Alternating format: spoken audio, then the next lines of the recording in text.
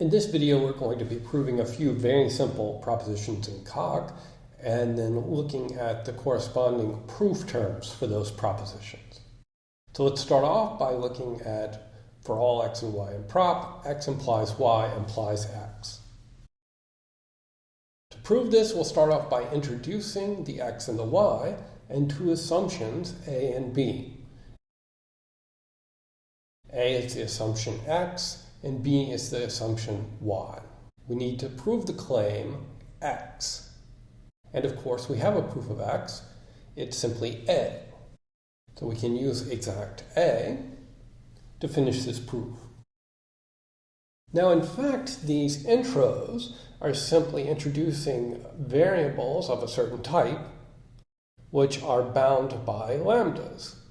So let's go ahead and introduce the x and y as usual, but instead of introducing the a and b, we'll give an exact proof term for the claim x implies y implies x. And we'll do this by giving a lambda term. The lambda term will be lambda a of type x, lambda b of type y, and then simply return a, the proof of x. So that also completes the proof. Now we don't have to tell Coq the domains of the bound variables of the lambdas if it can infer them, and in this case it can. So we can simply say lambda a b a. Now the same thing is also true for the intros for the x and y. So we can give one simple exact proof term, which is lambda x y a b, and then return a. Now you should understand that actually this is shorthand notation for the full proof term, where we give all the information which Coq can infer. So the full proof term is really lambda x prop, lambda y prop, lambda a x, lambda b y, a. Of course, we generally don't give this much information. For our next example, we'll look at the proposition for all x, y, and z in prop. X implies y, implies y implies z, implies x implies z. We don't really need these last parentheses, but let's include them here for clarity. Now let's try and give the exact proof term all at once.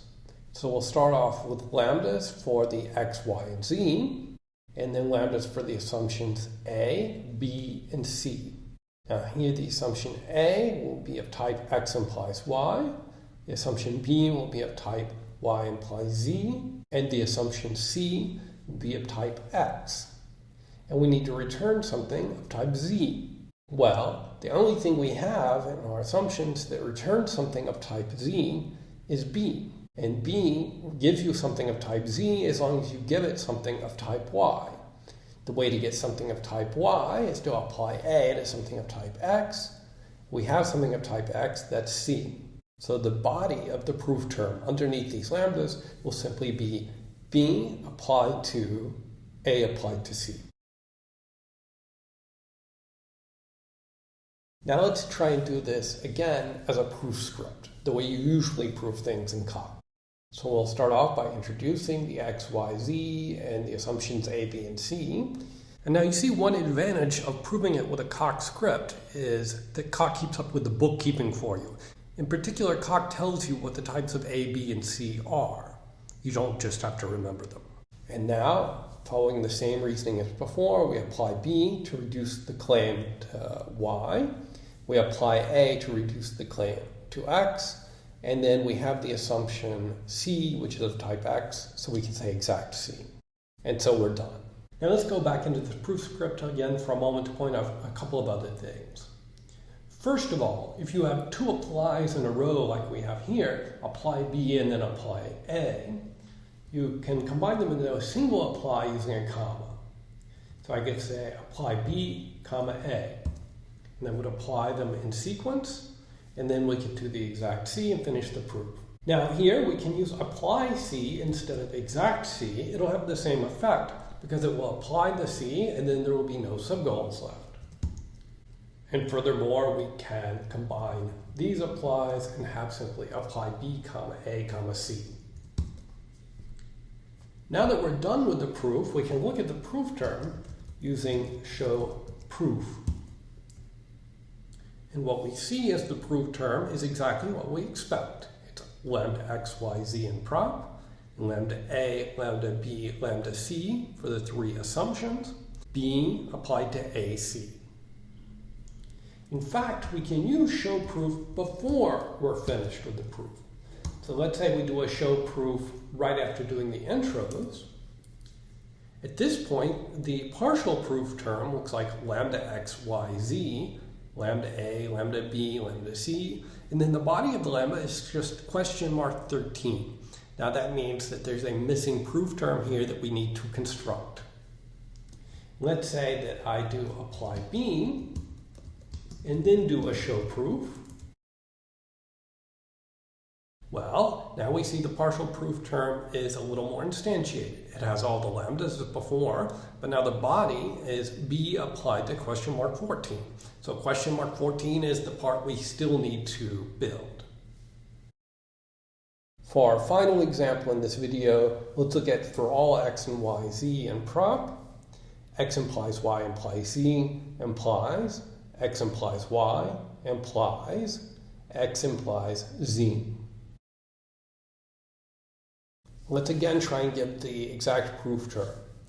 So let's say lambda x, y, z, a, b, c. So those are 6 lambdas, 3 of them for the propositions x, y, and z, and 3 of them for the assumptions a, b, and c.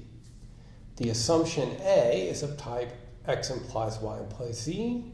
The assumption B is of type x implies y, and the assumption C is of type x. We need something of type z. We can get that by applying A to 2 arguments.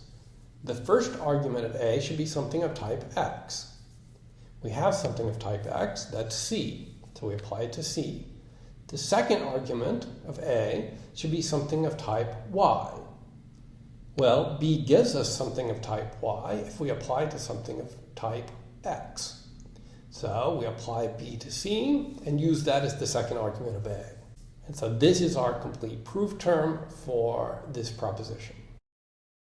Now let's do this again as a Coq proof script so that Coq can take care of the bookkeeping. We introduce the 3 propositions and the 3 assumptions. We apply A to get 2 subgoals. Since this is the first example where we have 2 subgoals in a Coq proof script, let's take a moment to look at what we have.